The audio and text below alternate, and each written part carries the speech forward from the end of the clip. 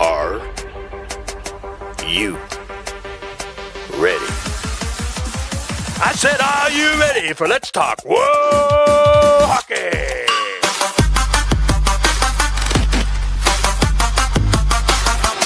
And now, here are our hosts, Beth and Zach. What's going on, everybody? Happy holidays, and welcome to the 34th episode of Let's Talk Whoa Hockey, Season 2, Episode 14. I'm your host, Beth, joined as always by my dude, Zach. What's going on, buddy? Oh, you know, it's Sunday. We're just a week away from Christmas. So, you know, just trying to enjoy the Christmas vibes. Yes. You know, hockey, and more hockey. So, you know, it's always a good time, you know. So, doing good. Doing good. How about you? How are you doing? I'm doing good. Obviously feeling the Christmas spirit in my Hawks ugly Christmas sweater with my Hawks Santa hat. It's nice, though. It's very nice. It's very festive. It fits. Just digging the vibes. I actually I've got to find them. They're in, like halfway through Christmas ornaments on the tree. Nice. And I have like a Blackhawks like nutcracker Christmas ornament. And I just need to locate it so that it can go on my tree. That's really cool. Yeah, it's not an ornament, but my in-laws got me, you know, like those like little signs that has like, you know, like the family name on it, and there's like some design. It's like one Christmas they got me one of those wood ones that you can hang up because it's got like that like twine string as for like the handle. It says Martin underneath, and it's the Blackhawks logo. So let's go. Yeah. So I gotta find that and hang that up. I might put that in the office whenever the office finally does get set up. That's gonna have to find a place. So, you know, we are getting ready to first announcement. I guess we might as well get into it 2 minutes in. This will be our last episode of 2022 as we get ready for the holiday season. I've got family coming into town. Zach's trying to like unpack a whole house and stuff, and so we're just gonna take a little time and enjoy the season and take about a 2 week or so break so that we can get the things done that we need to get done and join you on the second. We're recording on the first, episode's dropping on the second in the morning. Yes. I have to say I probably won't be in the office still by January, so that's a to be determined time frame. So right now it's still in the dining room. So it's at some point we'll have the office ready to go. You know, one day. So, but we are going to take just a little bit of a break while we get ready for the holiday season. I mean, we've got Christmas next week, which is insane to think. And then we've got New Year's the week after, which is also insane to think. Like 2022 is almost over. Like, yes. So we are going to just take a little time and we are going to feel the vibes and just have a great old time with family and friends and settling for Zach and getting everything all taken care of. So don't look for us next week.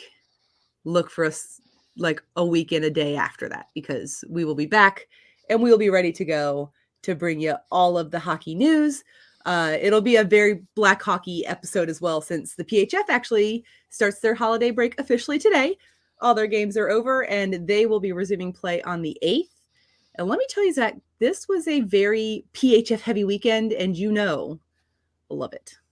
Oh, you have to. I mean, you got the outdoor game in Buffalo, which we definitely have to talk about because there's so many storylines coming from that. You know, you got the Whale and the Pride, and you got like the Montreal Force against the Whitecaps. I mean, just a lot of great hockey, a lot of goal scoring too. So, I mean, it was a great weekend for PHF. Like, how can you not be here for it? It's just so great. And not only that, it was a 3-day PHF weekend because we had a game on Friday with the outdoor game in Buffalo with the Six taking on the Buttes. And then we had 2 series on Saturday and Sunday. Well, technically 3 series on Saturday because the Buttes played the Six again, but indoors this time. And then we had the Riveters visit the Whale on Saturday. And we've got the Force and the Whitecaps in Minnesota. And then today we had the Whale and the Pride. I mean, there was just a lot going on this weekend. Oh, definitely a lot going on. And shout out to Claudia Kepler, too, for following the podcast Twitter. Like, you'd love to see it. I mean, nice. Love that.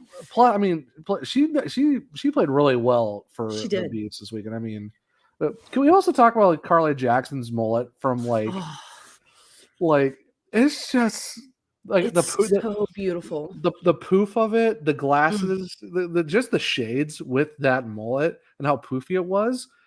It's just all the vibes. When the Six posted her for the fit check before the game on Friday, ooh. I literally quote tweeted it with, "I'm sorry, Miss Jackson. Ooh." but I am for real. But you are killing the fit game today. I mean, she made her triumphant return to Buffalo in style. Like, she was ready to play in the Buffalo Believes Classic outdoors. It was just stunning. Buttes Mafia is there. Like, even like I even quoted from the podcast Twitter, and I said that like the mullet is with like the little star, like the little like star vibe emojis. I don't know what they're officially called. I just call them the star vibes because they just are majestic. It is. And I mean, not only was the Buttes Mafia there, the Vink Mafia was there.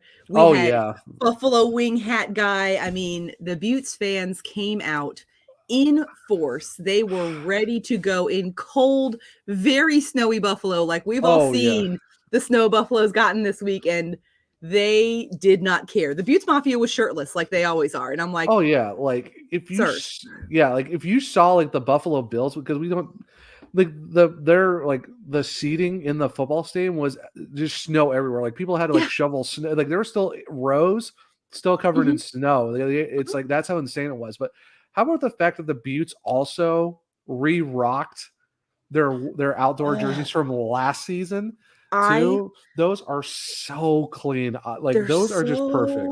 How can you not want the, like, I know they're not art because we're both Whale fans, but those jerseys though, they're so sick. You almost have to get it just to have one because that's how nice they are. Yeah.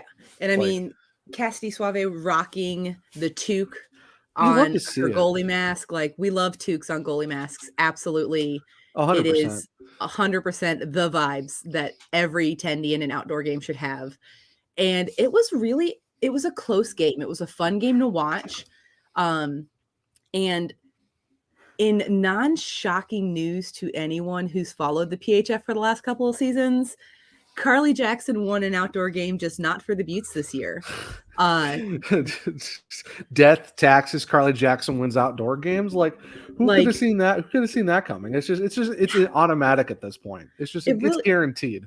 It really is. And I mean, it was great to see her perform that way in her return to Buffalo as no longer a member of the home team. I mean, she definitely had kind of a lot to prove stepping onto the ice in a Six jersey and not in her Butte sweater. Yeah. And I mean, she did the thing. She absolutely did the thing. And I mean, it was a good game. It was a close game. There were a couple moments where like your heart was in your throat and it was like, but I mean, it was amazing. Yeah. Carly Jackson played well. Like I said, Kepler that we talked about a little bit ago, and she had a ridiculous snipe job. Like, she basically went to Snipe City, found a goal there. That's how clean it was. I mean, you just love to see it. I have to say this too. It's like the fact that we like just of all the players we like in the league, and just like there's like you want to get your Will jersey. Like, I'm gonna get my Kennedy Marchman at some point because it's Kennedy Marchman. You kind of have to. But Carly Jackson's gonna be the second one. If even it's with the Six, I don't care. You have to get a Carly Jackson jersey. It's like just automatic. You could still get a Carly Jackson Butte jersey. I mean, if there's a way, especially if it's the outdoor jersey too. Ooh, that'd be get a Carly Jackson outdoor jersey. You kind of have to at that point. It's just, they're beautiful. I mean, those Buttes jerseys, they're beautiful. I see what you did there. You kind of have to get it. Also, though, you kind of have to got to force your way into possibly also getting a Montreal jersey, because even those ones are pretty nice too. So, I mean, especially the red ones. The black ones are really nice, but the red ones though, like I said, they're like, you can almost get a jersey for almost every team. I'm not going to, but like there are some that you can kind of make a case for. You're like, you kind of have to get it just because. As you can see, I have a little bit of we won't call it a problem because it's not a problem, but I have a small obsession with hockey sweaters. Yeah. So my eventual goal is to have a hockey sweater from every single PHF team, including the Whitecaps, which you know how I feel about things in Minnesota. Yeah, I do have to say that there are some Minnesota jerseys that are kind of nice, like the black ones they have this season are That I would say that's the one you probably have to get. The black jerseys are kind of meh to me. The blue ones are nice, but yeah, I would definitely say like the gray ones. Yeah, those are absolutely clean. They're those clean. I would say that one for me. It's like, do you get the 6 black jerseys or the 6 white jerseys? Because I mean, the white ones are. That's gonna be There's also the red ones. They're sick too. So the it's red like ones are you can't go wrong with either one. The white ones are so nice though, with all the gold in the background and the whites. It's gonna be one of those like spin wheel things where I just put like red, black, and white on there and just let the random internet generator choose what jersey I purchase. Right. Because it's hard to choose. Like it's not an easy choice to make with those 3 being your choice. The same with the Force. Like between that black one and the red one, like I'm gonna have to flip a coin. Yeah, but and here's the thing though: are you getting just blanks or are you getting names? Because that's another thing too. It's like for me, I'm getting names because I mean that's an Allie Monroe jersey. This one right here, that's a sweatshirt, so that's not a jersey. No. So it looks identical to their blue jerseys from last year, but it's a hoodie. It kind of depends. I mean, there are players that I like on every team across the league. Like if I get a Rivs jersey, it's going to be Madison Packer. Oh, and God, that's Madison's automatic for the Rivs. Now, for Carly Jackson, are you going Buttes or are you going 6? That's the thing. Yeah, because Buttes, I would also probably get like a Dom Kramer jersey because she's amazing. Also very true. Now, if I say Carly Jackson Buttes, then you have to go maybe like a Lindsay Eastwood for the 6. Elaine Shuley too. Well, but Lindsay Eastwood did get the first goal for the 6 in history. So I mean, that's kind of a good one to get too. And then if you're talking Boston, I mean, it's got to be Jillian Dempsey. It has to be. And then if it's not Jillian Dempsey, it has to be Katie Burt. Oh, it has to be Katie Burt. But then if you're looking at maybe the Whitecaps, Sydney Brunstrom. Yeah, Brunstrom's not a Whitecap anymore. Yeah, but we talked about Carly Jackson in a Butte jersey. But if I'm getting the gray Whitecaps jersey, oh, okay, well that makes sense. Having it be Allie Thunstrom would make no sense because she never wore that style of jersey. Okay, then you're right. So who'd you say it was? Sydney Brock. Oh yeah, you kind of have to at that point. And then I mean, we already got a whale jersey, but of course you gotta get another one, or all of them. That too. I'll have like 25 whale jerseys. And then just one for everybody else. I mean, that sounds about right. I have a jersey from season 6. I have a jersey for every team except for the Whitecaps because the Whitecaps did not have any jerseys available when I ordered them. So I have a Pride jersey and I have a 6 jersey and I have a Butte jersey and I have a Rivs jersey and I have a Whale jersey. So, I mean, I've at least got jerseys for almost everybody. The Force didn't exist yet, so like, don't come for me. They did not. They were like they were a glimmer in the PHF eye, but they did not exist yet. So right, exactly. But I mean, so if I know we kind of talked about it like before, like during the week and stuff like that. But how about the fact that like you see Commissioner Reagan, she's talked about because we got I know we're gonna probably talk about it at some point, but the neutral site game in Pittsburgh, they asked her like, how do you feel about possible, expansion to cities with teams there? I'm like, I wouldn't be upset about it. Like getting a team in Pittsburgh. And they're still trying to choose the site for the 8th team because it's going to be a U.S. expansion team. And they're still trying to choose where it's going to be. And I think these neutral site games are kind of perfect for that because you can just this time around, it's going to be the Force versus the Whale. And I mean, we'll talk a bit more about that here in just a few minutes, but having these neutral site games is a great way to see how the vibes are in the city. Like, are they going to support the PHF? Are they going to come out and purchase tickets to watch this game? So I think it's a great way to really do that because, I mean, obviously Connecticut and Montreal, neither of them play in Pittsburgh, but it was amazing to see the Penguins tweet about it.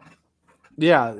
Plus the graphics for that too is so nice. We will get there. Let's finish score recap and then we will talk news. So Saturday, we had the first game of Saturday was the Riveters coming to visit the Connecticut Whale at the International Skating Center of Connecticut. And I will say the game started out beautifully, absolutely beautifully. I mean, it was 1-0 Whale. It was gorgeous. It was beautiful. The vibes were immaculate. We absolutely loved how the game started because Taylor Gerard, unassisted, just sniped a shorthanded goal. Chef's kiss, absolutely beautiful.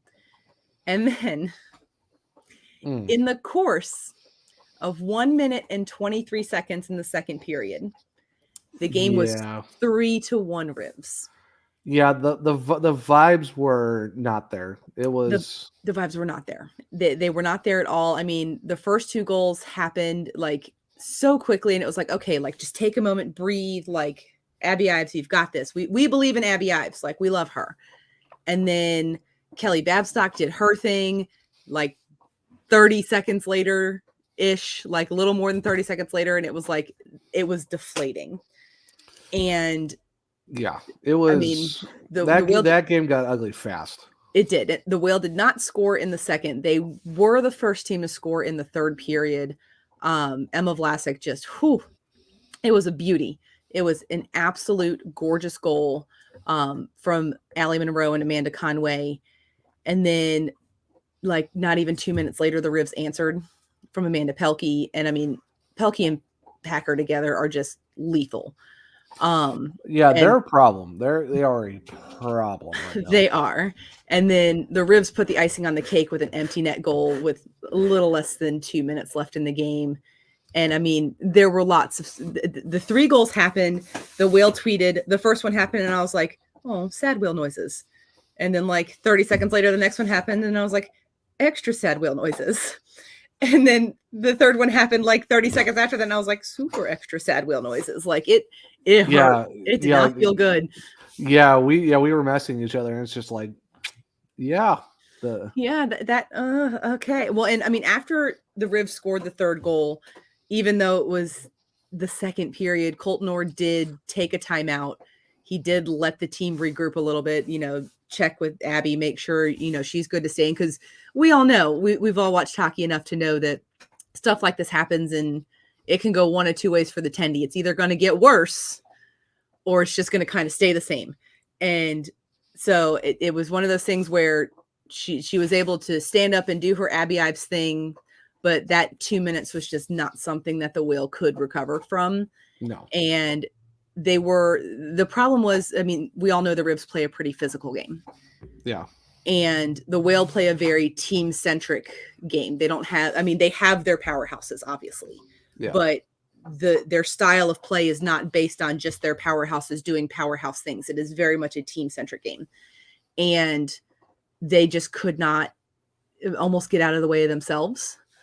I know it was something that Erica and Phil talked about on the broadcast as well. They were like, there might come a time in this game where the Whale need to stop focusing on their current style of play and just try to get the puck in the back of the net.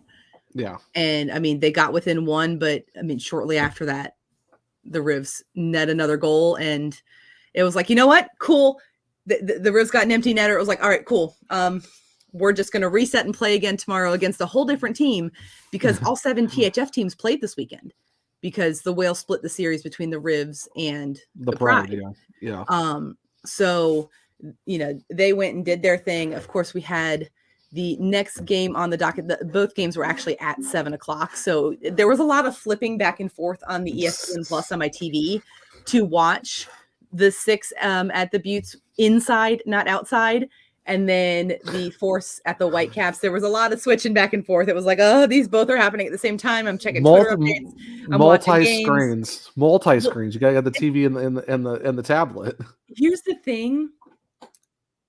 There were so many goals scored that it was hard to keep track of what game that I wanted to focus on. Right. Because the final score of Saturday's game for the 6 Buttes was 6-4. And the final score of the Force Whitecaps game was 5-2. The Whitecaps beat the Force on Saturday, and the 6 beat the Buttes and swept the series on Saturday as well. So, I mean, it was just like my phone would go off and I'm like, I just stopped watching that game and this is happening. And I don't do well. Like, one thing I will say that I miss about the NHL TV era you could have the multi-screen games, and you could choose which game you had the audio on. Right, but Like, you could still watch all 4 at the same time, which was absolutely yes, amazing. it was. I honestly, like, I understand why they went to why they did go to ESPN Plus because Oh, it's I do too, ESPN, but and it's easier. I really miss NHL TV though. Like, it was actually kind of nice to actually Yeah. watch more games, but I what miss can you the do? multi-screen option. Like, I miss being able to watch. And the thing is, on ESPN, it would make sense for them to have it because then somebody could say, watch a football game and a hockey game Yeah. and like a couple college games or whatever. Like, you could watch multiple sports at the same time. ESPN, figure it out. But like, I miss that because like I would watch 3 or 4 NHL games at the same time Oh and yeah, you just have have the to. audio on the game that was like grabbing my attention. So it's ESPN hard. figure it out. ESPN Yeah. figure it out. We need ESPN. the multi screens because I know for MLB you can do multi games at once. Mhm. So ESPN figure it out multi screens, please. If the NHL could figure this out like 5 or 6 years ago when it started, ESPN now with the advanced technology that we possess should be able to figure this out. Like, I mean, it makes it is ESPN. So, I mean, let's be You're not wrong. You're not wrong. So I struggle with the multi screens when I'm watching something. Like, if I on have a multiple game, devices. yeah, Right. like if I have a game on my iPad and a game on my TV, I am always paying attention to the game on my TV because the screen is bigger. Makes so sense. it grabs my attention. And so, and I can't like watch the game on the TV and have the audio on the iPad. Like, it just doesn't work for me because then I think audio from the iPad is coming from the TV and then I get really confused and it's a whole situation. So right, you're like, what is going on? I don't know what is that? Like, Jillian Dempsey does not play for the Whitecaps. What are you talking about? Like, could you imagine though? Like, what? Like, that's like Ollie Thunstrom going to the Whitecaps to the Pride. It's like, yeah, hey. I mean, shock. That was one of the shocking moves of this offseason. Like, we're not gonna lie. Yeah. But so I was kind of flipping back and forth. I mean, they were both great games. Oh yeah. I mean, when is WoHo not great? Let's be honest. When it's not on. Well, yeah. I mean, Monday through Thursday, WoHo is not great. The next 3 weeks are gonna suck because the PHF is on holiday break until the 6th of January. So what do we do with our hands then? Watch the Blackhawks. We watch NHL hockey, and then we're like, the girls do this better. The girls do this without hitting each other. Like, figure it out, NHL. Yeah, right. Well, hitting each other on purpose. Yeah, on purpose. So I mean, Saturday's games were all amazing. The fact that there were 3 games, it was a lot, but I loved it. Today was another good one. The only problem is both games were at 2:00. And Hawks, you know that I was watching the Whale Pride game and not the Force Whitecaps game because I had to. And I mean, the Whale game, I will not lie. It was, I mean, it's another Izzy Cup rematch from last season. The first version of this rematch did not go well this season. The Whale got shut out in game 1 of the season, and we were all like, uh-oh. But this one, let me tell you, the first 2 goals of this game, we've got to give huge stick taps to Katrin Lonergan because not only did she score her first PHF goal today, she then topped it off a few minutes later and scored her second PHF goal ever. And that's amazing. You love to see, you love to see first goals, but then getting your second one on top of that. And I mean, we're 8 minutes in and Katrin is on Hattie watch. Like, that's not normal. No. It's not normal at all. And then, of course, Boston had something to say about that because it's Boston. And there was a lot of goal review drama in this game. So Boston's first goal scored by Olivia Zafudo, they went and reviewed that goal first thinking that it came off of a high stick. And then when it didn't come off of a high stick, they then reviewed it for goaltender interference. Oh, gosh. And it was just like, and I love PHF Twitter. Like, I love how the teams interact on Twitter. And Zach and I were talking about this earlier. I've got to pull it up because it was just absolute perfection. So during the first goal review, the Boston Pride tweeted out, "Here's a solution. Just give it to us." And the goal was upheld, and they did end up getting that first goal. And so the Pride score again a few minutes later. Lauren Gable on a power play. I mean, yeah, death taxes. Lauren Gable scoring on a power play seems to be the theme of this season. Yeah. So then shocketh. Our girl Melissa Samoskevich scored a goal, and that goal was then put under review. So the Whale quote tweeted the Boston Pride's solution, "Just give it to us," and said, "Also in need of this solution, play under review." To which Boston responded, "Noted." And then the Whale responded, "Thanks," after the goal was reviewed and determined to be a good goal. Of and course. I'm just dying of laughter. So that goal counted, good to go. Shortly after, Alyssa Wolfeiler does her thing, popping bottles, just doing wolfy things. And the Whale are up 5-3 at this point. Then, third period. We're getting deep into the third period. It's 5-3. I'm literally sitting on my hands at this point. And Olivia Zafudo scores again. And it's 5-4. But wait. There's more. That goal also went under review. So the Pride quote tweeted the "also in need of the solution, play under review" tweet from the Whale and said, "The play is under review, in need of another solution." And it was just like, just this running commentary back and forth, which is what makes PHF Twitter so much fun. And actually, this wasn't the Savuto goal. This was a goal that was disallowed. This was not a goal. This was right before the Zavuto goal. So basically, the puck hit the corner of the crossbar in the post, but did not go in the net. So it was not actually a goal in any way, shape, or form, but it was reviewed because it was close. I mean, yeah. I mean, we gotta review it. We've all seen the top cheddar goals that sneak right under the crossbar. They're just and so pop perfect. out real quick, and they're just beautiful because that's where Mama hides the cookies, and those are the goals that we love. And so I mean, even when those goals are scored, generally those goals go under review. I mean, yeah, because they come out so quick, like you can't tell. Like you can't tell in real time. You don't know. Yeah, you can't tell because when a puck goes into the net so quickly that you blink your eyes and it's already out of the net, it's hard to tell if that puck actually went in the net. I mean, or you could be like Andre Burakovsky and shoot it through the net, and then you're just like, did it go in or not? I can't remember.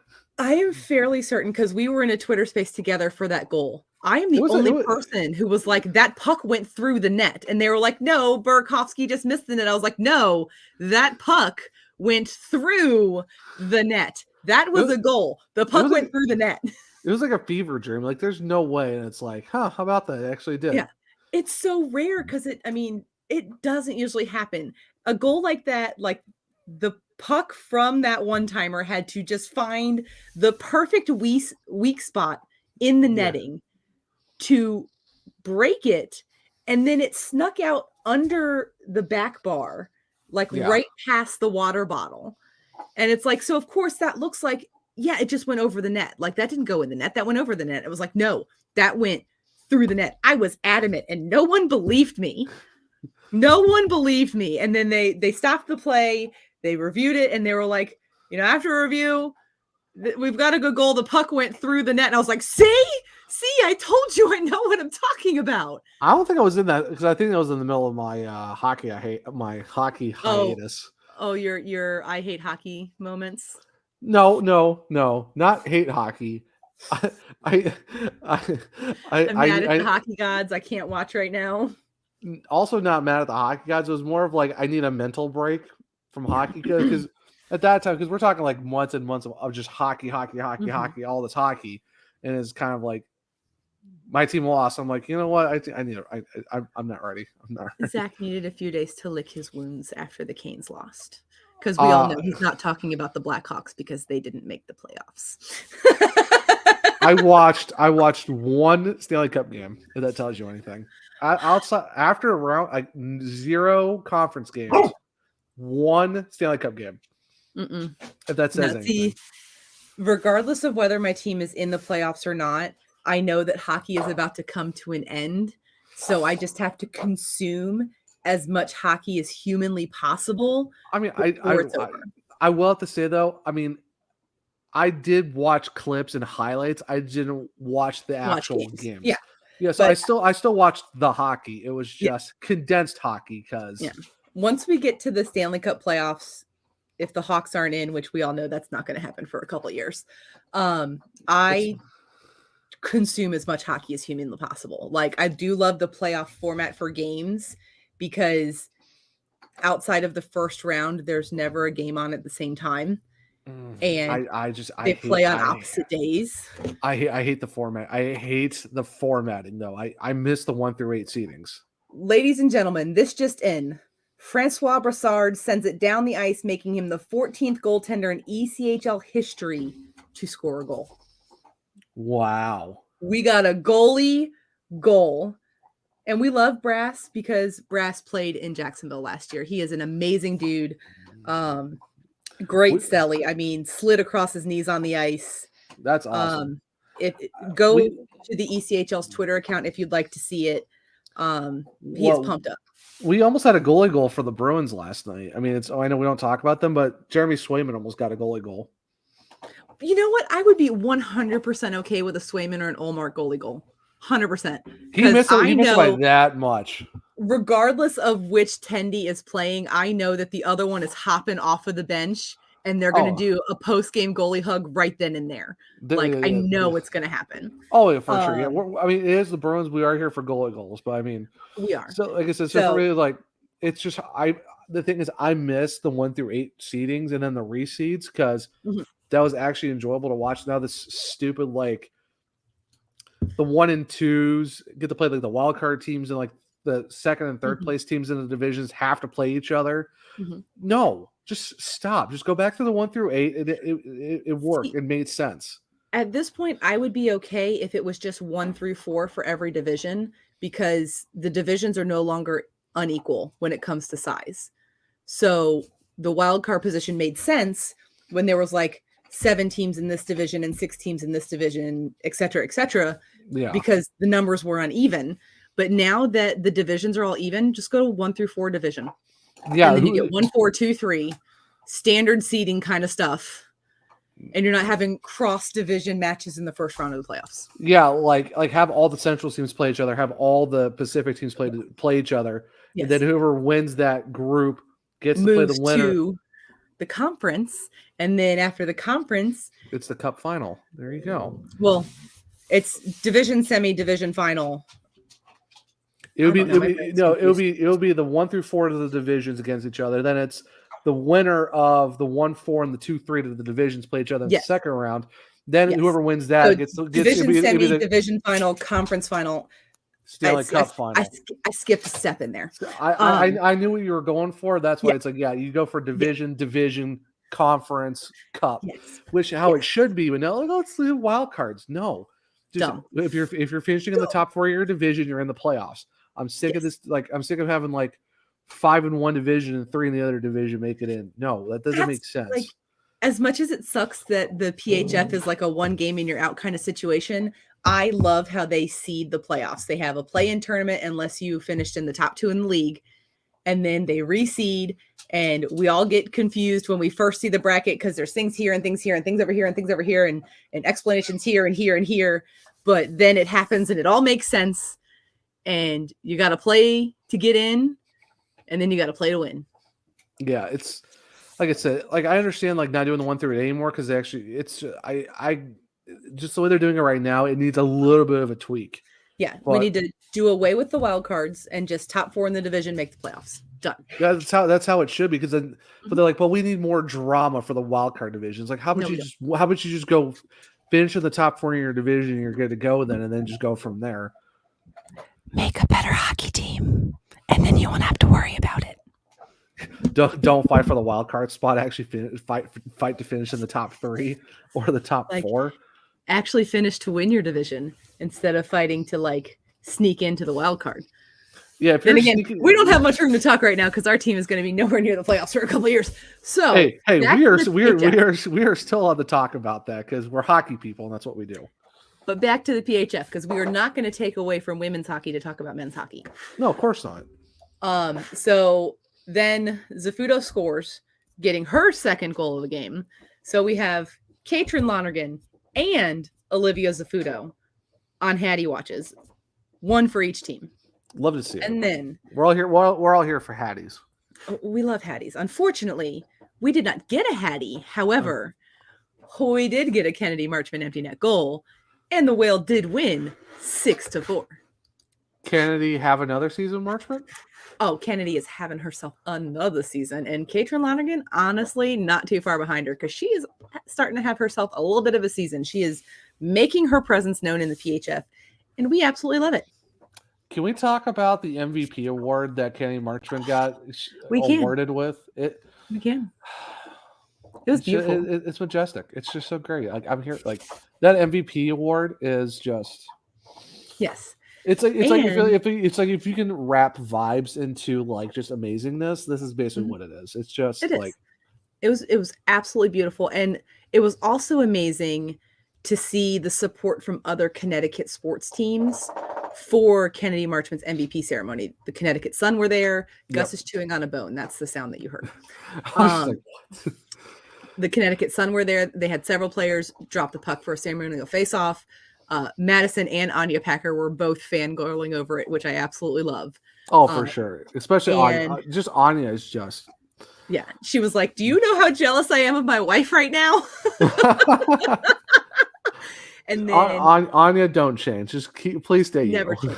Please never change. And they had video messages from the Hartford Wolfpack players and, video messages from her teammates. I mean, the entire ceremony was beautiful, but that award was just chef's kiss, absolute perfection. And hopefully she'll add a couple more to her trophy shelf soon because this year, number 2, back to back. Hopefully next year after that. How about just 10 straight years of just MVP? How about we just name it the Kennedy Marchman MVP award and call it? As long as we make like whatever their community shield or whatever their like regular season champion gets, it's the Anya Packer award because you won the regular season. Yes. Yeah. Yes. So, we have the President's Trophy. Just make it the Anya Packer Trophy, then you're good to go.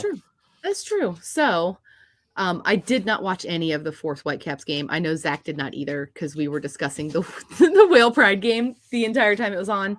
But because that's what we do. That's what we do. Montreal is a force to be reckoned with. Will you steal my jokes now? What the? Steal my puns? How rude. I did. So how rude. Montreal beat the Whitecaps 4-1. They are a problem, though. We've been saying this for like all off season we've been saying this for a while now. Problem. I don't know how to say problem in French, but that's what they are. A problem. Whoa, Zach. You want to know how you say problem in French? Please don't tell me it's problem. What? Okay, I won't tell you. What is it? I won't tell you. You told me not to tell you. Just tell me. Just say it. Just problem.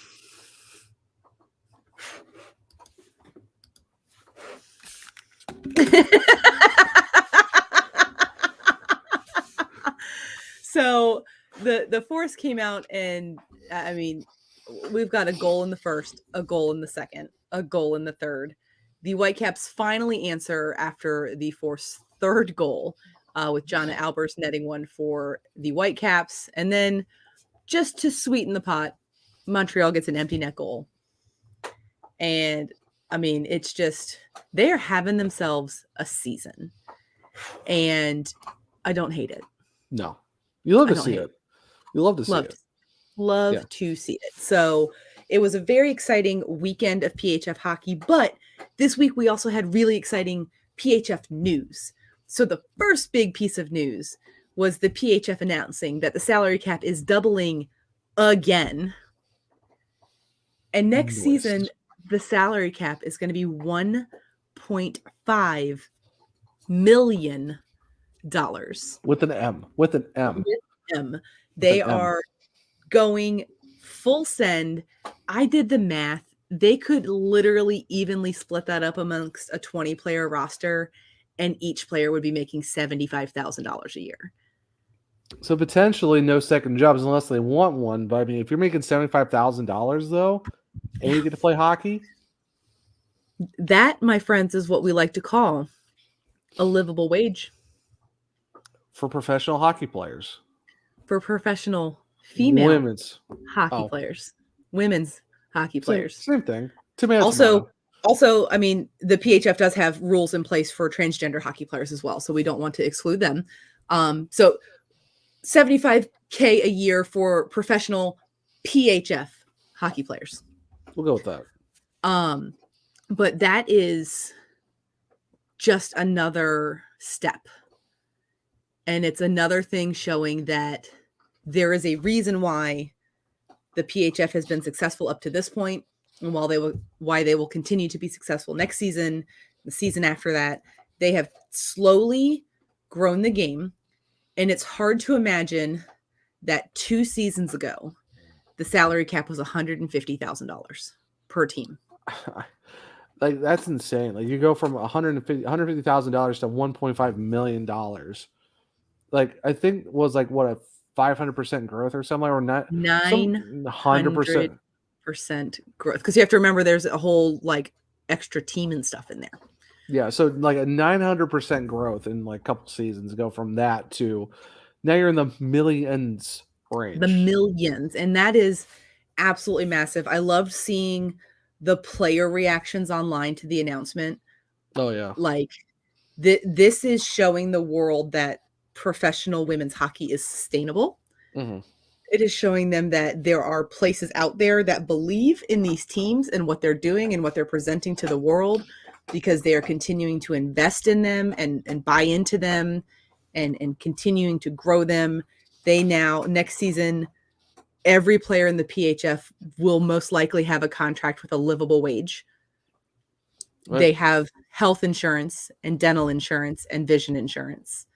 They have new arenas with their own sections to have an actual locker room. I mean, we're talking like just being able to watch the games, new jerseys almost every season. Like, we're actually getting like all-star games that are going to be super exciting to watch. I know we'll talk about that in a little while too, but it's like there's just so much going for this league right now. Yeah. It's like, it's for the fact of what Tyler did when she was here as the last commissioner, and now you get Reagan, who just came in and who's already made a big impact. Like, you see all the signings that the league has got now. Like, we're getting a lot of really good talent coming in. Like, we're talking international and even here in North America. Players are moving over to the PHF because they're seeing what's happening, and now you're getting a salary cap increase. Like, we're talking a possible 8th team very, very soon as well. It's like, how, like, I don't know how, like, the graphics took an extra jump this year too. Ellie and Heartland are just killing the graphics. Like, there's more about Ellie and Heartland we're going to talk about a little bit too. But I mean, it's just the fact of everything that's been going on. It's like, I don't know how you're not excited. Like, we went from what we did it like from like everyone at like Placid on Twitch, like how huge that was. Just seeing like the momentum from Lake Placid and Twitch to now it's like ESPN Plus, and now it's like, and we also have fantasy PHF hockey now too from She Plays. Like, it's like right now, like it's just so much momentum being built for the PHF. It's just so great. Like, I mean, it's amazing how in 7 seasons this is where we've gotten. And in the middle of season 8, we are just even getting better news in the middle of an 8th season. Yeah. And it's like, I mean, they've announced that the 8th expansion is going to happen. We're just trying to lock down a location. We've got neutral site games, which is just absolutely phenomenal. And we've got, I mean, the 3rd season in a row, the salary cap is doubling. Yeah. Like, it's absolutely insane. And I mean, the neutral site game, I'm really excited for. They announced it obviously when the schedule came out that there was going to be neutral site games, but I didn't really understand quite what was going on, other than like, okay, so are they just not playing at their normal home arenas? Like, are they doing what the Force is doing and doing like a tour? Like, what is happening? And this week they also announced the neutral site location. which is going to be in Pittsburgh, Pennsylvania. And it will be the Force versus the Whale. And don't mind my dogs because they're just being dogs. They are doing just so many amazing things. We've got support from NHL teams. We've got the Penguins sending out links on how to purchase tickets. And honestly, the best part of this to me are the jerseys that the Whale will be wearing, because they will not be wearing their traditional Connecticut Whale green and blue. They will be wearing special Pittsburgh Pennies jerseys. And the Pittsburgh Pennies were a team that was founded in 1972 when Title IX began. And it was a way to grow hockey for women. This part is the one that always got me. When their first season, they had 5 players on their roster. Oh my 2 years later, they had 30. That's crazy. And so the Whale are taking this opportunity with this neutral site game in Pittsburgh to honor the women who laid the foundation for this league to exist. And that is just absolutely beautiful, and it's absolutely stunning. Just like the Isabel Cup being named after Lord Stanley's daughter, because she was the first known female hockey player. Yeah. So, I mean, the way this league embraces history and embraces the people who came before them with this love of this sport is just something that's been desperately needed for a long time. Oh, for sure. 100%. Like we mentioned earlier, like, you know, they were asking Reagan about it, and like they're asking, like, would you be open to possibly putting PHF teams in NHL markets?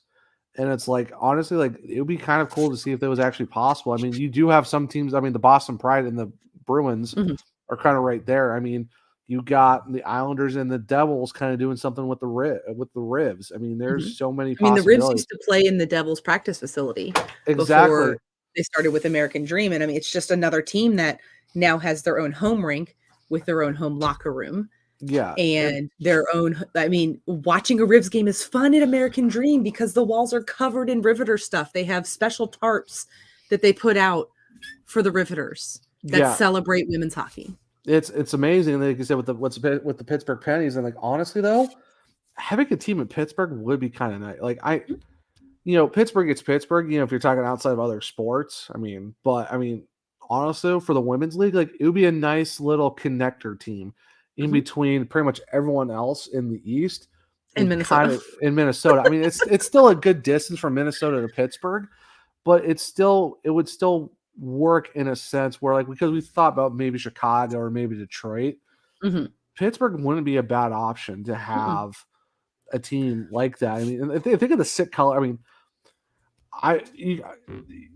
that entire series, black and gold, I would be surprised if they didn't go with black and gold. I would hope they go with their own identity, but also, like, when you're in a certain market, like, what Pittsburgh works. Fans love the black and gold, black and yellow. The thing is, the jerseys, they would look kind of nice though. If we're talking like if they name the new team the Pittsburgh Pennies, or just Pittsburgh, whatever they want to do it with, like, think of like the how those would look too, especially in the league. They would be absolutely beautiful. I mean, the original Pennies jerseys is just a double P. Nothing wrong with that. I mean, look what the Pittsburgh Penguins are going to wear for the Winter Classic. It's just this. It looks like a Pittsburgh Pirates jersey with how their P looks. But honestly, though, like, the double P's would look phenomenal on an all black or an all gold jersey.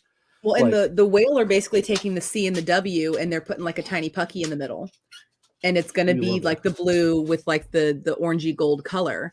So I mean, they are fully respecting their heritage and their history, and it's one of those things where I don't think a lot of hockey fans appreciate how long women have been trying to develop a league for them to play hockey in.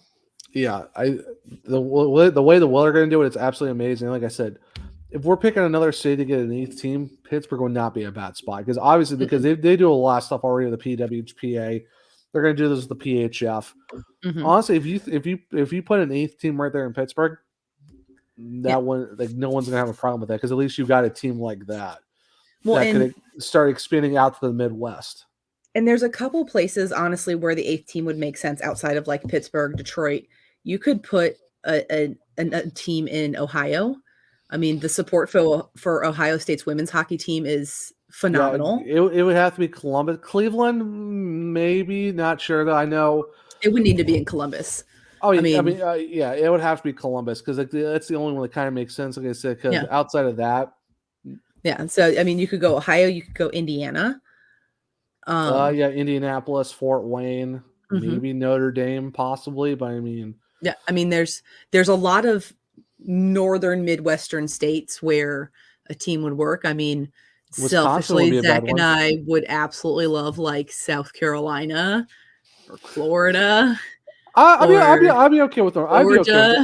I'd be okay with North Carolina. I'd be okay with the North Carolina team. South Carolina, I think it's impossible. Hockey is not. It's South Carolina has 2 professional minor league teams, sir. They do, but I'll run into a lot of hockey fans down here. You do, but it's not enough. Yeah, but honestly, I mean, but Wisconsin wouldn't be a bad spot either, though, for a hockey team. It wouldn't, and I mean, it would put another team closer to Minnesota, but it wouldn't kind of solve that middle section between like the PHF and the Minnesota Whitecaps. Like, I'm intentionally pointing off screen because that's how far Minnesota is from the rest of the league. I mean, it really is because if we're talking about linking, like Detroit, Pittsburgh, Columbus, Indiana would probably be the areas where you could get one, or even Chicago. Yeah, like Chicago would be a good spot. We'd love that. Yeah, that would be. But it would also be like very conflicting. Well, so wouldn't Pittsburgh be conflicting too, since they did a lot of? No, because see, here's the thing: I will never not love the Whale, but I've always loved the Chicago Blackhawks. Oh, you're talking about that aspect. I thought you were talking about the PWHPA presence in the city. No. I'm talking about city alliances. Yeah, I get what you're saying. Yeah, that would be very conflicting. Of like, about that. What do I do? But I mean, like, honestly, I love the Whale. I love them so much. Their logo's tattooed on my arm. So, just make them your second team. It's okay. Yeah, I mean, here's the thing, and this is part of the reason it took me so long to like choose a favorite. I just love the NWHL/PHF. Like, I consumed all of the content possible. I could never pick a favorite until I was basically told I had no choice and I needed to figure it out. And after some soul searching and some like Olympic style games where like it was like I'm going to do X, Y, and Z and see what happens, like my heart was just like the Whale. So that's where I landed. And it's fine. Like I love them and I will always love them, but a Chicago PHF team would, especially if they're playing out of fifth third, that would very much confuse me and give me conflicting feelings. But it is what it is. Yeah. So since we're talking about the city of Chicago. Oh, do we have to? I guess we also have to talk about the Chicago Blackhawks, since, you know, that's the other reason we're here. So as you can tell. Are we on the hockey part of WOH? We're on the hockey part of WOH hockey. As you can tell on the board behind me, only one number changed on our season record from last week, and it's in the loss column because now the Hawks are 7-18-4. No question mark either. There's no question mark. There's no more question mark on the tank for Bedard. I've seen several draft simulators in the last couple of days now that the Hawks are officially in 32nd place in the league. I was going to say that. Yeah, we are officially into the last place spot. And almost every draft lottery simulator that I saw had the Blackhawks getting the first overall pick in the next draft. It has definitely become that season.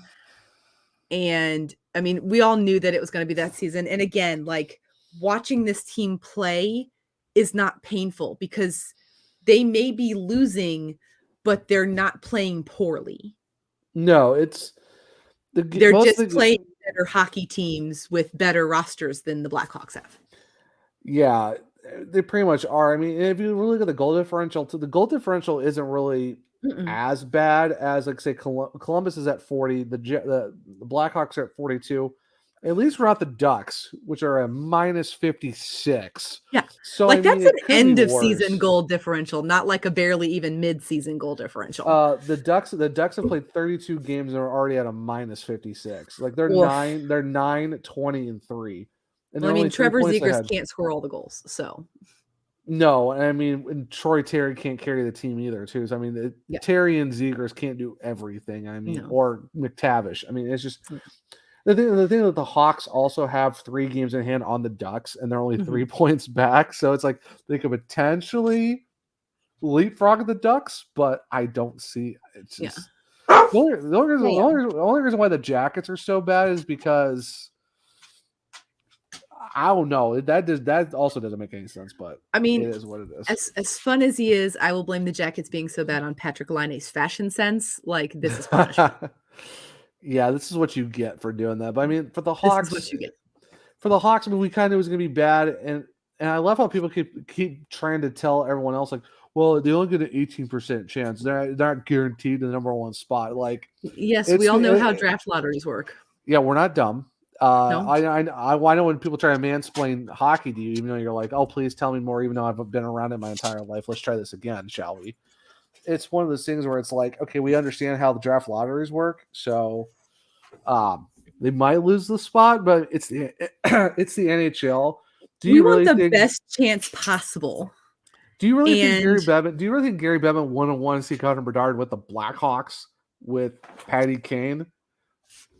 I mean, it's one of the, like, I love people on the internet who are like, you guys don't understand how the draft lottery works. No, because we've been here before. So we understand exactly how this works. However, Patrick Kane, Jonathan Toews, Kirby Jonathan Doc. Toews was not a number 1. Neither was Doc. But we know how this works. The point is, like, we know how the thing works. We know how this works. We know, like, that it's not guaranteed. I mean, we saw it happen with several teams in the last couple of years. Like Arizona. Arizona got absolutely hosed. They did, and here's the other thing, because this happened in the last draft. Just because you're the best overall hockey player available does not mean you will be the number 1 overall draft pick. Most definitely, but Connor Bedard, though. Oh, I know. Oh, no, I know. He's absolutely insane. And if the Hawks hawk up this draft and we have the number 1 pick and we don't have Connor Bedard, I'm gonna need a GoFundMe to, like, for all the therapy, for not only for therapy but for the trip to Chicago that I will be taking as I beat down Kyle Davidson's office door at the United Center to yell at him in person. And also, I'll probably need bail money in that GoFundMe as well. Well, luckily, Courtney and them are out there, so they can, like, come get you real quick from Rockford. It's just like, you can't, like, Shane Wright. I think a lot of people, everyone's kind of shocked that Shane Wright wasn't picked first, but there was also, like, there was kind of some questions as well. So it wasn't like so a lot of people thought it was a slam dunk number 1, even though there are some people who are like, no, it's not really a slam dunk number 1 for Shane Wright. Which well, and the thing with Shane Wright, though, Shane Wright would not fit into what the Canadiens are building. Exactly. So that kind of makes sense why they didn't do it, because it wasn't a you're making us better. It's like, are you fitting into what our system is? Like, we're already building something and you don't fit into that puzzle piece. I just thought it was hilarious because they wined and dined this kid, and he was feeling pretty confident he was going to be wearing a Habs jersey. Oh, and they just absolutely like, psych. And then the Habs were like, we're drafting Slafkovsky, and everybody was like, and it's like, yeah, but if you look at Slafkovsky's, like, play style and his game, and even how he's been playing this season, he fits so perfectly. And also, too, like, Shane Wright also got conditioned stint by Seattle to go play in Coachella Valley too. So it's like, yeah, of course now he came back and now he's scoring goals, but at the same time it's kind of like, oh, that's it almost seemed like it made sense for the Canadiens to go for a guy who actually fits their system, because I mean, because it's different because of the fact that Montreal got that spot because of the fact that they played really bad before they got Murray St. Louis the coach, and now they got him. They actually started playing better, but by that point, kind of too late for them to save themselves. So it's just one of those things. But I mean, but with Connor Bedard, though, like, this isn't a question. This dude is a bona fide, like, he's a Patty Kane. he's automatically number one. Mm-hmm. Whoever gets him is picking him. Like that's he's a Kane, he's a McDavid. He is one of those like this is the guy. Like he is a slam dunk number one pick. Like this dude is gonna get picked. Well, the other part of it is he is such I don't even know if versatile is the best way to put it, but his style of play isn't like so niche. Like he doesn't have to fit into a system. He can adapt to any system put in front of him. He is an absolute cheat. He's a cheat. He's a cheat code. He's an absolute cheat code. Very much. Like for the fact of like you see how many like the point streaks he's been on, how many points totals he's gotten in Regina. Like it's a, and for the World Junior teams, like for the fact that even like Shane Wright is on the he's going to go and play for Canada in the World Juniors. Mm-hmm. He's not even the 1C on that team. Bedard is the 1C. Yeah. And he's not even in the league. And he's above a guy who is in the league right now as a rookie. But that should tell you something that you get a kid who's in juniors who's the 1C of the world of the junior world team. Oh, so we also forgot too. We have to get the mentions in the WoHo part. The women's worlds. Ah, the women's worlds. Look, I've consumed so much hockey this weekend that my brain is just forgetting things. Yeah, but the women's worlds have been announced too. Yes. I know I sent this to you. Give me 1 second. You did not. Yeah, I did. If you looked at the Twitter. You did not. I thought I did. You did not. I really thought. Well, either way. While Zach is searching, the Hawks are losing, but they're not playing bad hockey. And we do have one milestone thing to talk about, and then we'll get to the women's worlds. So, as we all know, Alexander Ovechkin is officially on the quest to beat Wayne Gretzky's all-time goal-scoring record in the NHL. And of course, in true Chicago Blackhawk fashion, we made sure to get him one notch closer when the Capitals came to visit the Blackhawks a few days ago, because Alexander Ovechkin was 797 goals on the career. But Hawks fans, we like to give people their celebratory things. We love to give rookies their first NHL goals. We love to have goalies get their 500th win. We are a giving organization when it comes to other teams' records. And the Blackhawks hosted the Capitals, and Alexander Ovechkin scored a hat trick and got to goal number 800 on his career that game. And mad stick taps to all of the Hawks fans in attendance, because though we may love our Blackhawks, we are also very much hockey traditionalists. And I love that hats were thrown for Ovi's hat trick. That's not a typical thing for visiting teams to get hats thrown for hat tricks. And the Hawks fans definitely understood the significance of that moment, because I mean, at that point, he was 1 goal away from tying Gordie Howe and 2 goals away from superseding Gordie Howe on the list of all-time goals scored. So it is amazing to see. I mean, he is on a quest. Apparently someone is at my door, but I'm going to ignore them.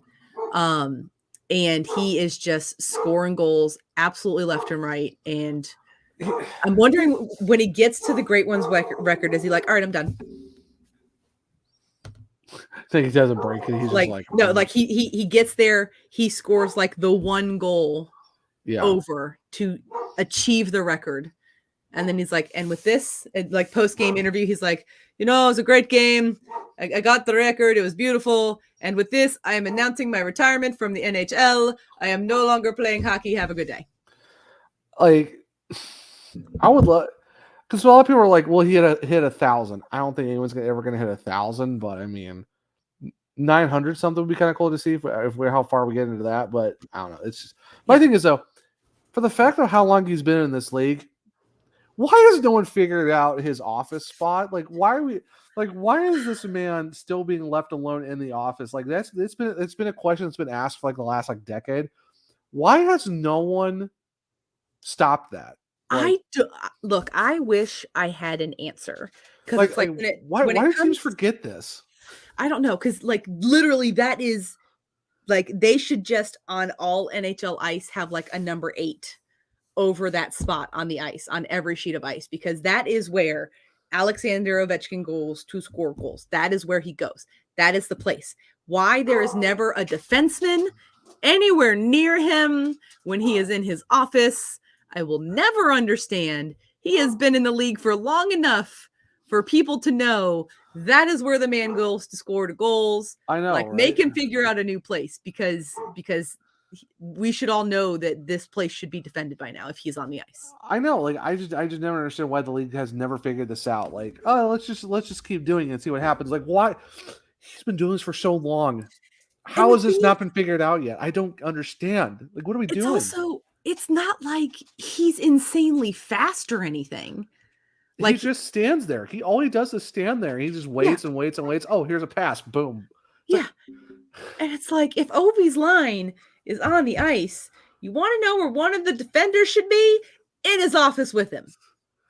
Like the fact of how wide open he is too. Like, it's like people forget he's over there. Like, how can you forget where he stands? Like, he's not a small guy. He's not small. To be fair, people used to forget that Alex DeBrincat was on the ice when Patrick Kane had the puck. Also very true, and also it's Patty Kane, so he can be dangerous on the pass and the shot. So I mean, yes, and Alex Ovechkin passes, but still, but they would like triple team Kaner, forgetting that like Alex DeBrincat and Dylan Strome existed. So yeah, it's just the fact that you forget Alexander Ovechkin's there. It's like, do you remember? Do you forget that he also plays for the Caps and he's like in the same spot every time? Like, he's in no other spot. He's just there. That's where he lives. That's his office. Like I said, the number 8 should just be painted on that spot on the ice, and then maybe teams would remember. Yeah, like every home arena just puts an 8 there. Like, it's a new league-wide rule. Congratulations, you guys got dunked on so many times by this one dude that we in this had one to spot. Change the surface of the ice so that you could remember that this is where Alexander Ovechkin takes 97% of his shots from. Yeah, like, congratulations. Now we have the Ovi spot as mandatory ice markings. Like, it's insane. But, like, I mean, here's my thing. Because, like, everyone says, like, oh, well, 99 is retired because he's gotten so many records. Mm-hmm. Does 8 get retired across the entire league at some point just because of the fact that it's Ovi, or because of the fact that Gretzky's got so many records that that's the reason why they had to retire 99? 99 is retired because Wayne Gretzky is Wayne Gretzky. Well, yeah, because he has like 60 plus records in the league. It's just an absolute joke. There are 2 reasons why I don't think 8 will be retired league-wide. It's only a goal scoring record. Also very true. Too many people in the league wear the number 8. Yeah. Well, I mean, I agree with you there. I'm just saying, someone's going to bring up that conversation of, do you retire at 8? And my answer is no. You just don't do that because it's Wayne Gretzky. He has to retire because no one wears 99. And if someone, unless you're in beer league and some guy thinks he's the coolest thing in the world. Oh, you just, and then they just get chirped the whole time. So what are you doing 9-9? You think you're doing 9-9? Oh, you think you're the great one 9-9? So here's my, if in the next 2 or 3 seasons, Ovi's going to break 59 other records, then yes, retire his jersey league-wide. Yeah, but like the record, like for me, the records that would matter most to possibly get that conversation started is he would have to hit like 200 points in a season, because Gretzky did that multiple times. No one's ever even hit the one. I don't know the last time someone hit the 150s in this generation. Yeah, and here's the other thing: Ovi would have to pass the puck more to get more assists. Yeah, like because I love this stat for just to put it in perspective, because people think, okay, it's Gretzky's. If you take away Gretzky, all of Gretzky's goals, he would still hold the record just by his assists alone. Yeah, he would still own the league-wide points record on just assists alone without his 800+ goals. It's just insane that Gretzky, like, if Gretzky at 900, I don't think this record's like, no one thought this record was going to get broken, but like if Gretzky got 900, it wouldn't have been. But how fat, like, the thing is, Ovechkin, for me, it's like Gretzky did it because he did it like multiple ways of scoring, like 5 goals a game, 4 goals a game. He did like 50 and 39 and stuff like that. But I don't know. Are you ready for some fun Gretzky records? Because I just had to look. I had to. Okay, so real quick for the WoHo. I did find the WoHo stuff. Okay, go ahead. April 5th to the 16th of 2023. It's going to be held in Brampton, Canada, for the 2023 IIHF Women's Worlds. Yes. So we do have a host. We got 10 teams in this one. Canada, Chechnya, Finland, France is going to be in because they just got promoted from the 2022 Division 1A, which I'll get to in a second. Germany, Hungary, Japan, Sweden, Switzerland, and the United States. Okay. The 2022 IHF Women's Division 1, it was 11 teams. I forget what, it was like the Group A and the Group B term. I think that however that worked. Oh, yeah. So France was the host. They placed 10th in the 29 top division. I forget. I don't know how they work the 1A, 1B division, like who gets promoted, who doesn't for like all these participants. But basically, yeah. So Group A, it's going to be United States, Canada, Switzerland, Czechia, and Japan. Then Group B is going to be Finland, Sweden, Hungary, Germany, and France. So those are going to be our groups. But yes, we finally got the Women's Worlds again. It's been a bit, but it's going to be in April between the 5th and the 16th in Brampton, Canada. So there you go. Yay, Ontario! Congratulations to Brampton, Ontario, for hosting the Women's Worlds. Please treat our beloved players well. And I cannot wait for the competition. I'm so excited. You know what that means, though? You, me, and Courtney are going to have to do a lot of like just interactions of just talking about the worlds and stuff like that, and possible dagger appearances to talk about Women's Worlds. Oh darn! Whatever will we do? So I mean, it's going to be fun. I'm just excited to have Courtney back on for multiple appearances during the Women's Worlds, because you kind of have to at that point. It's like we do. You kind of have to. So back to Wayne Gretzky, and for anyone who is a newer hockey fan who maybe doesn't quite understand why Wayne Gretzky is called the Great One. Currently, Wayne Gretzky holds 61 NHL records. That's a lot of records. A single season mark of 92 goals, 163 assists, and 215 points. That's so stupid. I hit two. Like, we're talking when guys say like 115. It's like, oh, that's amazing. It's like, well, about that. Try to add another 100 on top of that. It's like Connor McDavid's like 2 seasons back to back.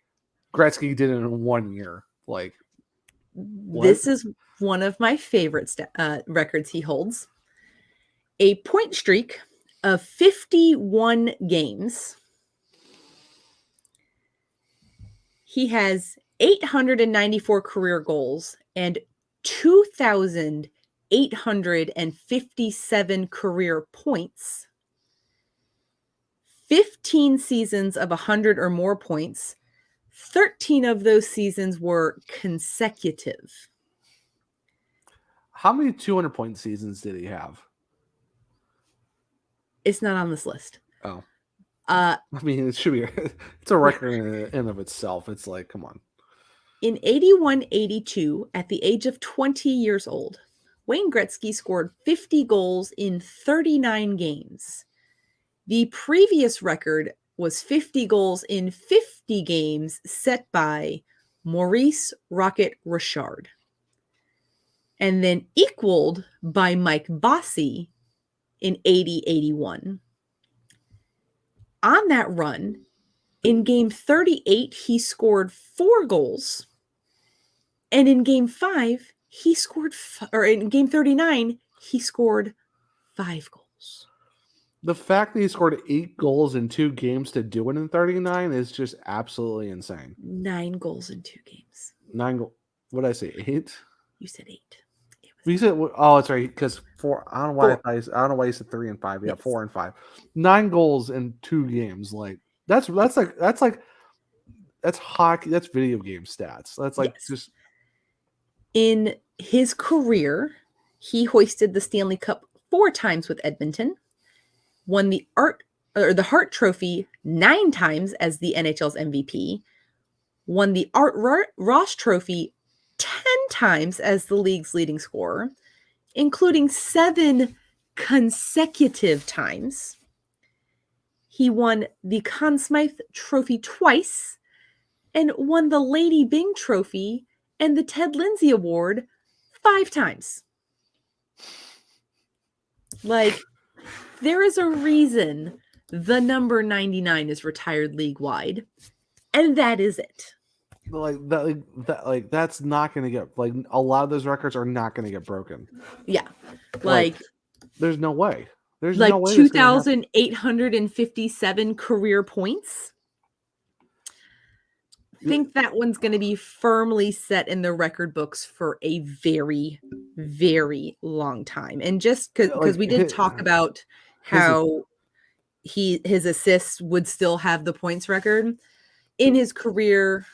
I did math wrong. Hold on. My phone is being mean to me. He had 1,963 assists. No one's touching that record either. Like almost 2,000 assists alone is absolutely stupid. He has over double the number of assists to goals in his career. That's what I'm saying. Like, his assists alone would give him the points record just because of, then you almost throw 900 goals on top of that. You're just like, what? Yeah. That's what I say. Like, Wayne Gretzky was a problem for the entire league, and the fact that he only won 4 cups says, like, it's just insane. Mm-hmm.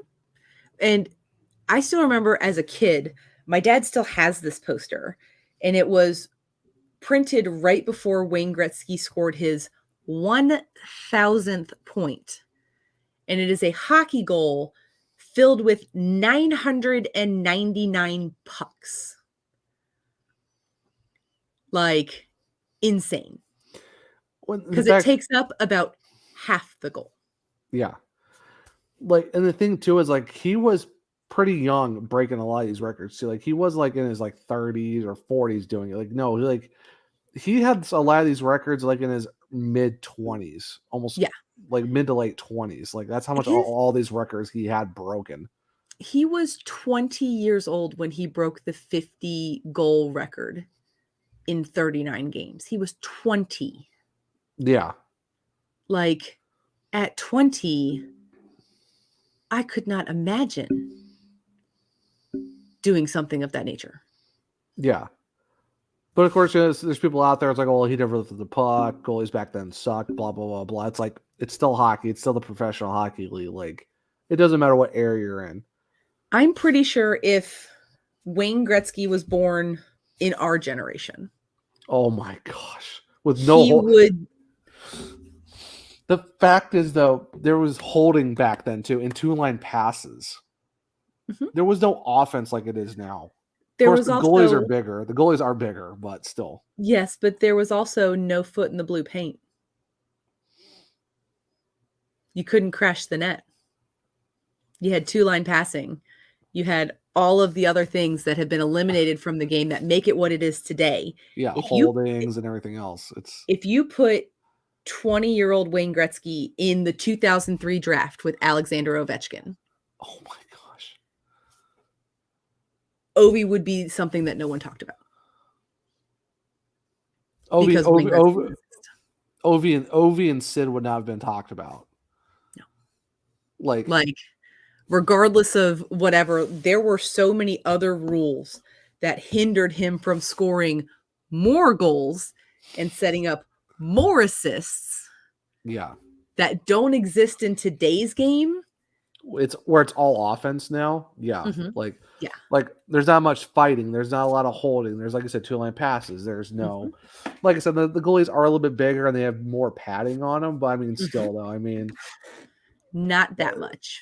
I mean, Wayne Gretzky still played in an era with a lot of good goalies though too. So I mean, it's not like they're a bunch of chumps back then. It's like it's not like he was playing against all like SPHL goalies in the 80s. Like there were still really good goaltenders and they wore a lot less equipment and a lot less safe helmets. Yeah, like I could not imagine Wayne Gretzky in a more offensive league like it is now. Like it would be absolutely insane. And the thing was, like, they didn't even train back then like they do now in the NHL. Like, imagine Wayne Gretzky in this day and age of like of all the technology and like 8-year-olds having like personal trainers and skating coaches and the treadmill skating things with the harnesses, like, or the nutrition and everything else. Like there's just so many. It's like Wayne Gretzky born in the 80s would still dominate hockey today. Yeah. So there is a reason. There's a reason he is the great one. For sure. Now, if only he'd ever worn a Blackhawks jersey, that would have been great. Yeah, very true. And going back to the Blackhawks real quick, I mean, you want to run through some stats real quick because I got them pulled up of our boys. Okay, here I'm gonna read the stats, Zachary. I'm gonna give you the floor. Oh, hold on. Now you have the floor. Just put yourself back up. It's so weird just me being by myself. I'm not. I refuse. Read the stats, Zachary. All right. So points wise, Patrick Kane leads. No surprise. 22 points in 29 games. 4 goals, 18 assists. Max Domi's got 20 points, 10 points even across the board. Jonathan Toews with 17 points. Taylor Radish with 13. Kurashev at 12, and then Dickinson at 10, and then after that it's like, nah, it's just single digits all the way at the bottom. Like Anthony C, who has 9 points in 28, Caleb Jones has 9 and 23, Seth Jones has 9 and 19. Yeah, I mean, luckily everyone who's on the roster has a point. Like Ian Mitchell has 1 point in this 5 games they play, so at least everyone's gotten a point. There's no zeros on the team. Kachuk 2 points in 15 games. Connor Murphy 3 and 29. For the goalies, Peter Mrazek 2-7-1 with a 424 goals against average, 872 for save percentage. I could tell you were getting nervous there, buddy, so I figured I'd bail you out and hop back in the stream. Love it. I appreciate it. It's too much. Soderblom, he's 2-9-2. Mm-hmm. With a 317 goals against average and a 904 save percentage. And then Alex Stalock, 3-2-1, 293 goals against and a 914 save percentage. I know we don't do a lot of like plus minus for us. It's kind of whatever. It's kind of like a stat you have to add with like time on ice. But I just want to read out some minuses real quick. Jake McCabe has he's a +4. He's the only plus guy at +4. Way to go, Jake. He's the only plus on this entire team. He's a +4. In 26 games, he has 1 goal, 8 assists for 9 points, and he's a +4. We're proud of you, Jake McCabe. Keep doing it. Yeah, okay. Here comes the bad news. Oh, God. Leading the team in plus minus. Patrick Kane. In the negative, I'm assuming. I mean, yeah. I mean, McCabe's 4, then someone's at minus. Who's at -1? Go back. Oh, Tyler Johnson, but he's only played in 8 games. But Connor Murphy's a -2, and he's played in 29. So I mean, there's that. Patrick Kane with a minus. That is a positive. Connor Murphy being a -2 in 29 games is phenomenal. 2 goals and 1 assist for 3 points, but he does have 23 PIMs. So maybe that's also he's in the box a little bit. He's in the box, so he can't take a minus. Oh no, I'll get to the PIMs totals here in a bit too. But Patrick Kane -21. He's your leader in the minus category. He's on the ice a lot. He's on the ice a lot, and that's like this is why plus minus is such like a BS stat, because you could be at the bench door about to get off the ice, and if the other team scores, you get a minus. Like it doesn't matter if you're actively engaged in the play, you get a minus. So that's why I look at plus minus. I call it like what me and Bailey call it. We call it it's a stat you have to add on to with time on ice. Like it's like a hybrid stat. Yeah. Where if you're playing like 32 minutes a night like Duncan Keith and you have a minus 21 on a bad team, that makes sense because the team is bad and you're always on the ice. Sorry, not a hybrid stat, a context stat. Plus minus is a context stat to time on ice as well. You've got to combine the two. Now you can see that's where I wish people would learn more of, like, if you add those two combined, you can actually see how good a guy is or how bad he is by the combined stats of that. So that's how people should start looking at it. Philip Kurashev with a minus 18. Seth Jones is a minus 18 in 19 games. I'm not surprised by that. But, I mean, for how many games he's played less and still is in the top 3. The fact that he's a minus 18 and Patrick Kane is a minus 21 and he has played 10 less games than Kaner. 29 for Kaner, Seth Jones for 19. Yeah, so almost a goal against a night for Seth Jones. Yeah. Who's the other Johnson? Tyler Johnson, Reese Johnson, Jay Johnson, Jack Johnson. Sorry, Jack. I forgot his first name for a hot second. I'm like, what's Johnson? I know it's because I know it has a J, but I'm like, what's his first name again? Since Zach is really confused about the Johnson, he's not alone, because guess what? Referees are also confused by the number of Johnsons that we have on our team, because they continually will go over to the bench and verify that there are in fact 3 players with the last name Johnson on the lineup card and verify that they all have different first names. And yes, the Blackhawks currently have 3 rostered players with the last name Johnson: Jack, Reese, and Tyler. For the fact you had a solo cam, that just, I figured, you had your moment that wasn't like my accidental moment, so I figured I would just take my moment to explain the Johnson confusion for the Blackhawks. So Johnson isn't a law firm. It's not. It is 3 players on the Chicago Blackhawks. Yeah, it makes sense. Jonathan Toews minus 14, Max Domi and Raj minus 12, then Caleb Jones is a minus 11, then we go back into the single digits. Now, PIMS. Oh, boy.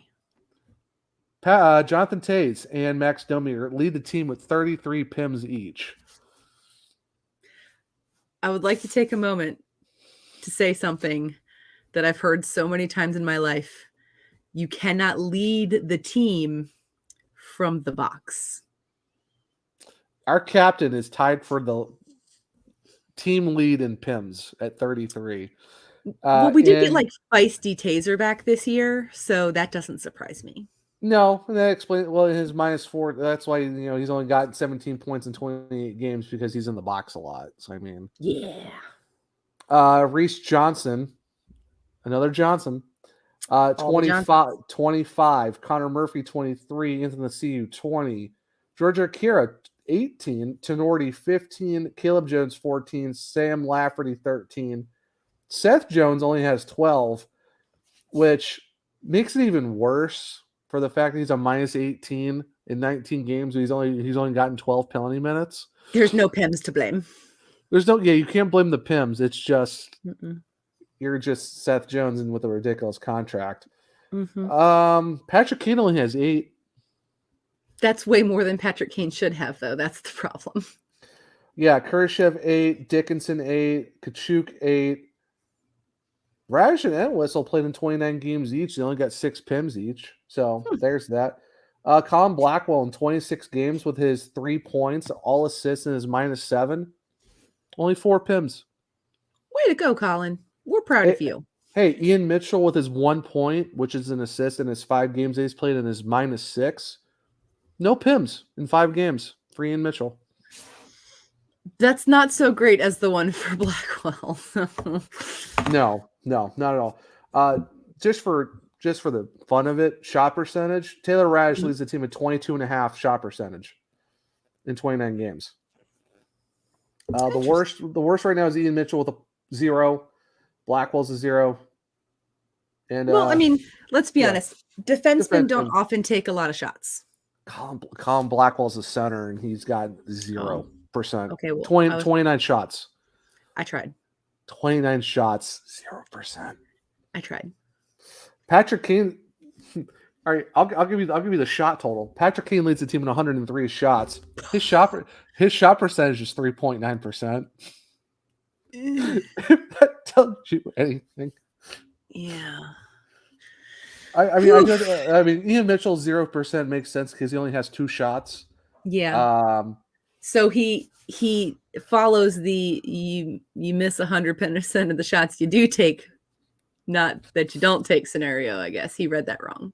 Yeah, I mean, for the fact that Kachuk has got a 7.7% shooting with 13 shots total. Tyler Johnson 20%, but he only had 15 shots, and he's also only played 8 games. So yeah, well, give him a pass. The lineup looks different without Tyler Johnson in it. I mean, he's really good at the hockey. That's why he played very well with the Tampa Bay Lightning, and we're lucky to have him. I just wish that he would stay healthy. 5, 6, 7, 8, 9, 10, 11. Colin Blackwell's 12th on the team in shots with 29, and it's still sad that he's got 0%. Yeah, so those are the stats, but it's just And the thing is, it's oof morons. I don't know. I don't know. I don't know. I said, they're not playing bad, unenjoyable hockey though. So there's at least that. That is our upside for the season. They might be losing, but they are a fun team to watch play hockey. Yeah, except for the blowouts against the Blues. We don't talk about the blowouts. Okay, well, but yes, I mean it is enjoyable hockey. It's just when you look at when you peek behind the curtain of the stats, you're like, I'm gonna close that right back up. Yeah, we're just gonna ignore stats this season. Don't look at the man behind the curtain. No, pay no attention to the man behind the curtain. We are not going to be paying attention to those anymore because that was very unfun, and I did not like it one bit at all. Oh, I didn't either. I had to read those things off, and I'm just looking and going, yeah. Anywho, yeah. So as we get ready to wrap up our 34th episode of Let's Talk Well Hockey, which we both determined would be the Peter Mrazek episode of Let's Talk Well Hockey. We looked through the list, or Peter Mazarek, if you're Gary Bettman, or Courtney Dagger. Well, she has started calling him Mrazek again. It's just funny. Yes. So we wanted to give a bit of a nod to our tendie. We talked about pretty much all the other tendies who briefly wore the number 4. We have already honored most of them. So we decided to go with Peter Mrazek. And honestly, my honorable mention, Curtis Gabriel. He is an awesome human being. He is an ally. He uses his platform for good, and we love him so very much for it. But as we get ready to wrap up this episode, we do want to make a little bit of an announcement. So this is actually our last episode that will be a part of the Belly Up Media Network. We have decided that we are going to pursue some other options, and we've got some super duper exciting things coming up.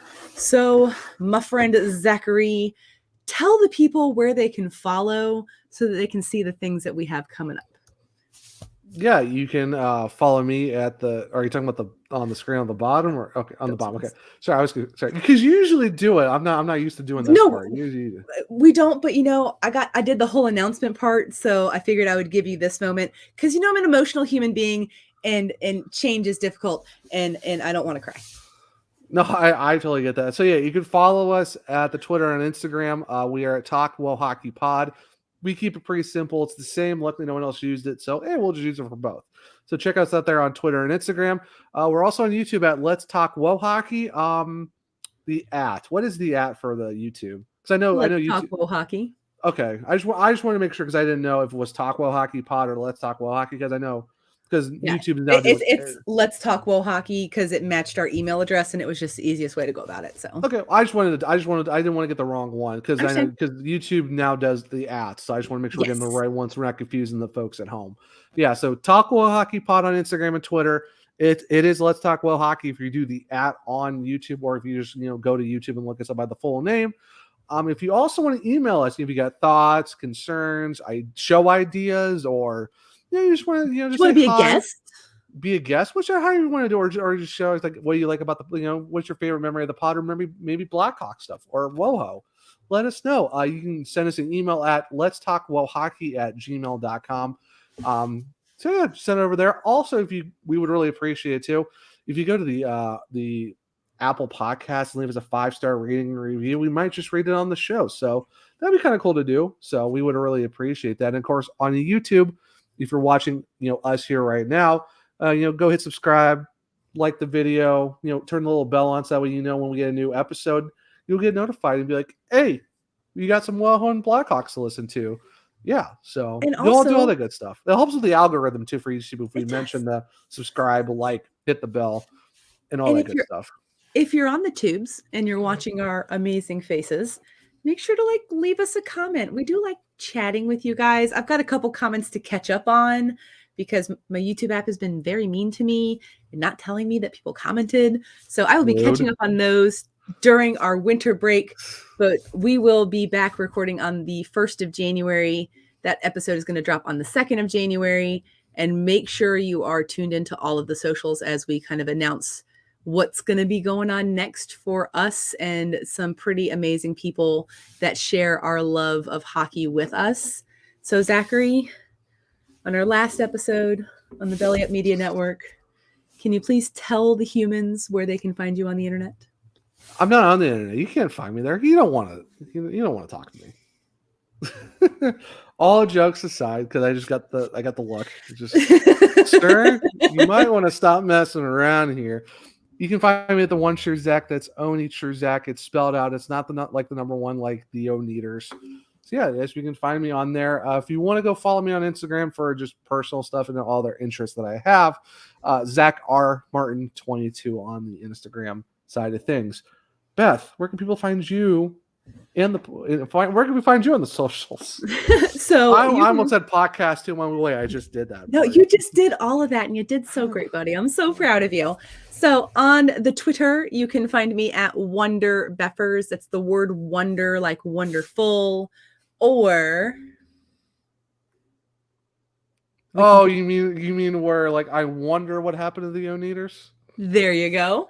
And if you want to follow me on Instagram, you're mostly going to see pictures of my dogs and my cat and occasionally random things I share in my story. However, there it is at Good Better Beffers. And I mean, there's some hockey stuff on there sometimes, but most of the time it's Gary, Gus, and Ella. Let's be honest.